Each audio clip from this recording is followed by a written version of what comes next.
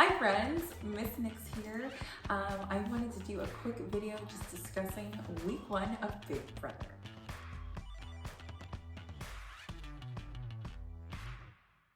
So week 1 Big Brother was a 2-night premiere event, and of course, I'm a super fan. I loved every minute of it.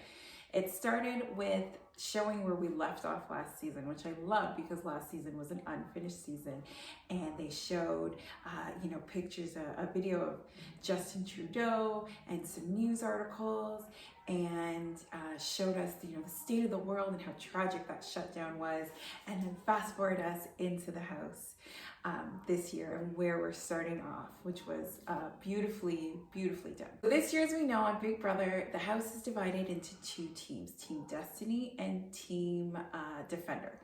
So you could go online and vote for who you want to be. So I, of course, went online to vote, and the interesting thing is I started thinking, because sometimes when you get thrust into that leadership role week 1, it's actually a curse more than it is a blessing, because you get all this attention put on you and you get blood on your hands put on you right away. And that's why a lot of people say they don't want to win the first HOH. They want to sort of fly under the radar a little bit first. So when I was voting, I couldn't decide who I really wanted to vote, because I didn't know if I wanted to give it to somebody that I actually liked. So they announced the 2 people who got to be the team leaders, and it was Tina and Kiefer. I was actually surprised at those choices. I don't know why, but I was like, okay, really? I was legitimately surprised. I didn't see it coming for some reason, but I liked it. I liked it a lot. And so we got to see those 2 go in the house, and they connected, and I was kind of like, I like them working together. But they can't work together because they're on opposite teams. But seeing their connection together in the game room, I liked it. They were good. So they got to watch the house guests come in with no sound and assess them and decide who they're going to pick. The interesting thing is the first 4 house guests come in, and I guess they made like a first 4 alliance of like, okay, we're the first in the house. We're gonna take care of each other and whatnot. I don't know if it was an official alliance or what, but they definitely made an alliance, right? So Kiefer and Tina decided we're gonna split them up, which I love. I think that's hilarious. Kiefer and Tina got to come out, say hi to everybody, and they didn't even barely get to say hi to everybody. They had to go straight up to the front of the family room and start picking their players. The teams are interesting. They each went for the 2 biggest, strongest guys in the house, which was interesting. Okay. And maybe that was strategy too. Maybe they had talked about it and said, okay, we'll each take one. That'll be our first pick. Maybe that's something that they had decided. I was sad to see them split up, because I like them as friends, and you saw them do a little undercover brother connection already. So maybe that was strategy from Tina and Kiefer. And also, it has worked out that even though they're on separate teams, they can still work together, which I like. So they divided up into teams. Tina's team has 4 women and 2 men. Kiefer's team has 4 men and 2 women, which I thought was interesting. How they they were talking about girls versus guys, and they were like, no, but at the end of the day, they each sort of went strong for their own gender, which was interesting. So when the team captains were picking their teammates, I was feeling such anxiety over these picks. I don't even know what I was so stressed about. It was like I was imagining myself in that position on national TV in this house of strangers, and don't pick me last, don't pick me last. Yeah, it was hilarious, I thought. And then of course, Brayden was picked last. And being the fabulous person that we know he's going to be, he took it like a champ. He played it up. He was posing, he was batting his eyelashes. So then they're into 2 teams. They then go to their first competition, which is team versus team. For me as an audience member, I would have liked it if they were wearing different color shirts, because I'm watching it and I'm like, I don't remember who's on what team, who am I rooting for? I don't know what's going on. The challenge goes, and they're all struggling. They have to hold up this bucket of water, basically, Tina starts putting extra into Jedson's container. I thought that was a little aggressive for night one. I guess she's like, this is Big Brother, let's go. But I liked Kiefer's strategy better of just spreading it out to everybody and not sort of, like if I'm Jedson now, I'm gonna think, I don't wanna work with Tina. She completely targeted me in that challenge. So I feel like that is like potential to make enemies of Jedson. Or he could just say, well, it's game. But I feel like if I were Jedson, I'd be petty and be like, you targeted me in that challenge night one. I think I'd be upset about it. But Victoria, they showed her struggling. I was like, oh no, girl, don't do it, don't do it. And then she's smiling at the camera. I was like, I love this girl. So the challenge goes, and then Victoria wins. I was so happy for her. I was like, you go, girl.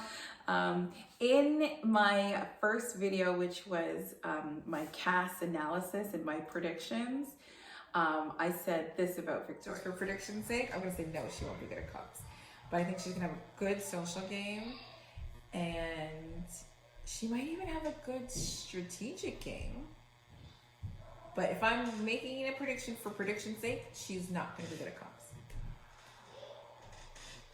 Prediction. So basically, I think maybe I was wrong.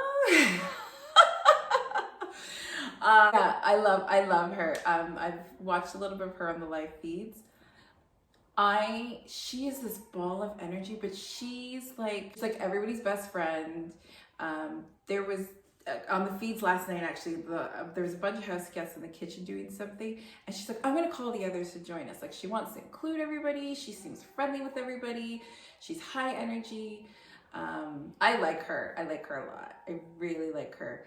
And I was super proud of her for winning that challenge. And yeah, I'm excited to see more of her. We know that the other team is on the block and they have to eat slop night one, which honestly, that was so mean of Big Brother to make them eat slop on night one.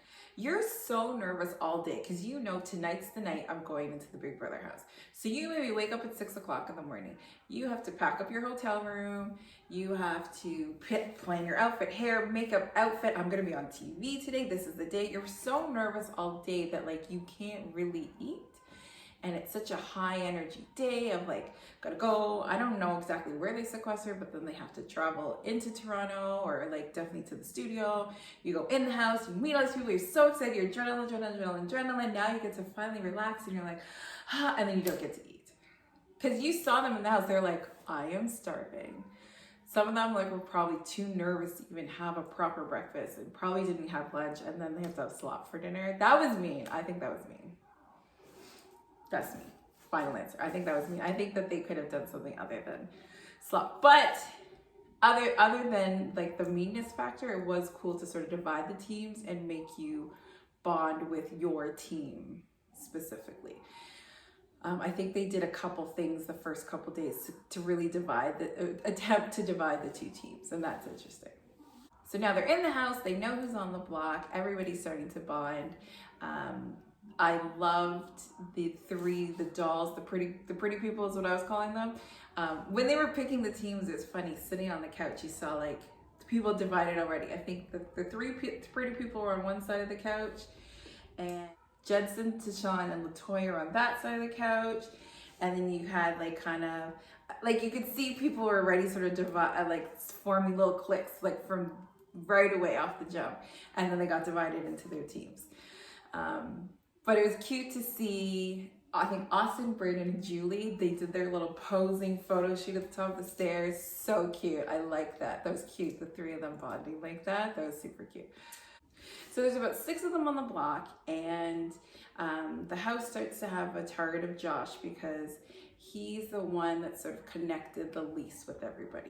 You have like the bromance, the pretty boys are sort of forming. Then you have the dolls forming, and then you have like the Tashawn and Latoya and Jedson. They got a little trio going, and everybody's starting to make friends and connections. And he's sort of the odd man out. He's just floating from group to group. He hasn't found that strong group to connect with.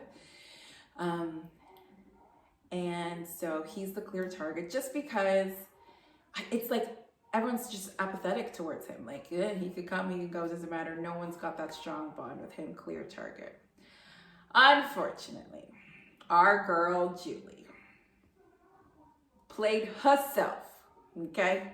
She starts playing too hard, too fast. It's a tale as old as time. Don't do it, come on. So she just starts chatting. She chat, talking too much, puts a target on her own self for no reason. Tragic. So this was my prediction for Julie. However, in terms of gameplay, I'm not planning to like her.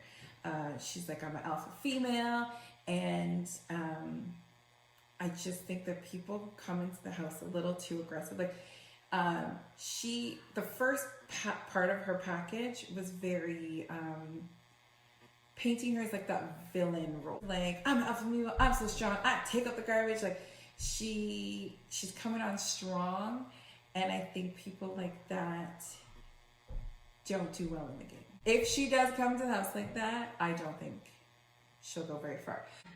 So I believed she would play too hard, too fast, and that's what happened. Point Nicole!